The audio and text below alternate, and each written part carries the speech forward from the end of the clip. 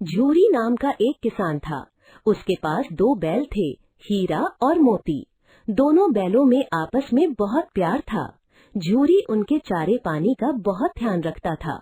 वो कभी भूल कर भी उन्हें मारता पीटता नहीं था। अतः वे भी झूरी को बहुत चाहते थे। पशु भी प्यार का भूखा होता है। गया प्रसाद झूरी की पत्नी का भाई था। एक बार वो हीरा और मोती को कुछ दिनों के लिए अपने गांव ले जाने लगा। बैलों को बड़ा आश्चर्य हुआ कि वो उन्हें कहाँ और क्यों ले जा रहा है। रास्ते में उसने बैलों को बहुत पीटा और घर पहुंचकर उनके सामने रूखा सूखा भूसा डाल दिया, परंतु उन्होंने उसे सूंघा तक नहीं।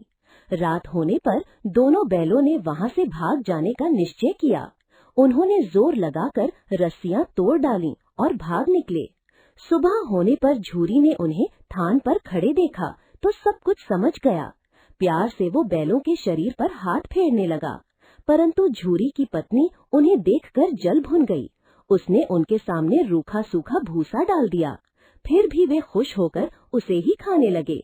अलगे दिन गया प्रसाद फिर आया और किसी तरह उन्हें अपने घर ले गया।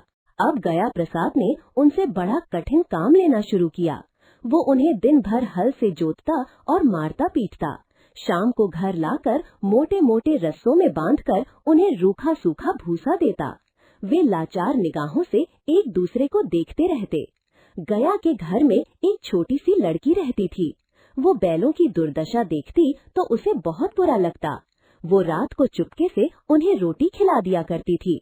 दोनों बैल उसके प्यार के सामने अपनी मार और अपमान भूल जाते।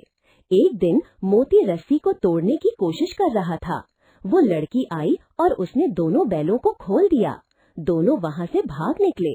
अब हीरा और मोती आजाद थे। रास्ते में उन्हें एक सांड मिला। भागना बेकार था, इसलिए दोनों ने साहस से काम लिया। सांड ने हीरा पर सामने से वार किया तो मोती ने उस पर पीछे से सींगों से हमला किया। सांड घबरा गया क्योंकि यहाँ पर तो दो थे। सचमुच मिलकर काम करने में बल है। दोनों ने मिलकर सांड को भगा दिया। दोनों अब बड़े प्रसन्न थे। आगे बढ़ने पर उन्हें मटर का खेत दिखाई पड़ा। वे भूखे तो थे ही, मटर के खेत में घुस गए और मटर खाने लगे। अभी पेट भरा भी न था कि रखवालों ने उन्हें देख लिया। उन्होंने दोनों को पकड़कर कांजी हाउस में बंद करवा दिया। हीरा और मोती ने देखा कि कांजी हाउस में और भी कई जानवर थे, भैंसे, घोड़े, घोड़ियां, बकरियां, गधे आदि। सबके सब कमजोर और दुबले पतले। वहाँ न चारे का प्रबंध था न पानी का। वे दोनों बहुत पछताए कि यहाँ कहाँ आ फंसे। रात होने पर मोती ने हीरा से कहा कि अगर दीवार तोड़ दी जाए तो इस जेल से बाहर निकल सकता है। उसने सींगों से दीवार गिराने का प्रयास किया। जल्दी ही थोड़ी सी दीवार गिर गई तो उसका उत्साह बढ़ा। तब उसने और जोर से चोटें मारनी शुरू की।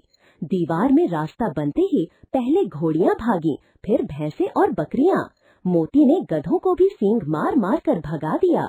उसने हीरा से भी भाग चलने को कहा, पर हीरा ने मना कर दिया। हीरा के मना करने की वजह से मोती भी नहीं भागा। सुबह होने पर कांजी हाउस वालों ने देखा कि पूरी इमारत खाली है। उन्होंने हीरा और मोती को नीलाम कर दिया। नीलामी में सबसे ऊंची बोली बोलकर एक व्यापारी ने उन्हें खरीद लिया। फिर वह दोनों को हाँकता हुआ अपने गांव की ओर ले चला। मार खाते खाते, भूख सहते सहते हीरा मोती बहुत कमजोर हो गए थे। उनकी हड्डियां निकल आई थीं। भूख प्यास से व्याकुल बैलों में कुछ भी दम बाकी नहीं था। वे चुपचाप व्यापारी के साथ चलने लगे। रास्ता उन्हें कुछ जाना पहचाना सा लगा तो न जाने कहां से दम आ गया। वे दोनों तेजी से भागे। आगे आगे दोनों बैल, पीछे पीछे व्यापारी। पर जब तक वह उन्हें पकड़ता तब तक दोनों बैल अपने घर पहुंच चुके थे। बैलों को देखकर झूरी को बड़ी खुशी हुई। वह उनसे लिपट गया। इतने में व्यापारी भी पीछे पीछे वहां आ पहुंचा और उन्हें मांगने लगा। मोती ने आव देखा न ताओ, वो व्यापारी पर झपटा। व्यापारी जान बचाकर वहां से भागा। झूरी की पत्नी भी भीतर से दौड़ी दौड़ी आई। उसने दोनों बैलों के माथे चूम लिए।